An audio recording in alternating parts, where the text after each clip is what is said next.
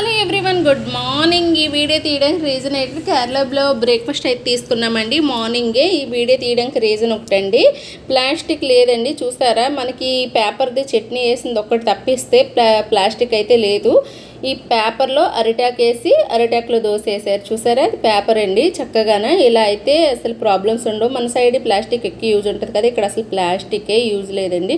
ఇప్పుడు ప్లాస్టిక్ ఎక్కువ యూజ్ చేయడం వల్ల క్యాన్సర్లు వస్తున్నాయని న్యూస్ టాక్ ఏం కాదండి, న్యూసే కాదు, అది జరిగింది కూడా, రీసెంట్గా కూడా జరిగిందండి. ప్లాస్టిక్ ఇప్పుడు క్యాన్సర్లు ఎక్కువ రావడానికి రీజన్ అయితే ప్లాస్టిక్ వాళ్ళు అంటున్నారు. ఇక్కడ దోశ అయితే చూసారా, బబుల్స్గా చక్కగా స్మూత్గా ఉంటాయండి కేరళలో దోశలు అయితే.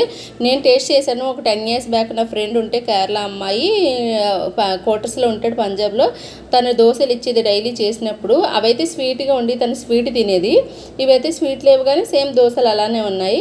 చూసారా, చట్నీ వేసింది కొంచెం, ఇది మనకి ప్యాకింగ్ వస్తాయి కదా బిర్యానీ ప్యాకింగ్ అవి, అలా ఆ కవర్ తప్పించి ఇక్కడైతే ప్లాస్టిక్ అయితే చూసారా ఒక్కటి కూడా యూజ్ లేదు. మనకు అయితే డైరెక్ట్గా అన్ని ప్లాస్టిక్ కవర్లు వేస్తారు, కనీసం ప్యాకింగ్ కూడా నాకు ప్లాస్టిక్ ఇవ్వలేదండి. మనకు ఆ కవర్లు ఇస్తారు చూసారా, మన సైడ్ ఇక్కడైతే ఇదే ఇస్తారు. బిర్యానీ కన్నా దేనికన్నా ప్యాకింగ్ ఏదన్నా ఇదే ఇస్తారండి ఇక్కడ. అప్పటికి ఏమైనా షాపింగ్ చేస్తే కూడా ఇవే ఇస్తారు ప్యాకింగ్ బయటివి. నచ్చితే ఒక లైక్ చేయండి, షేర్ చేయండి, కామెంట్ చేయండి.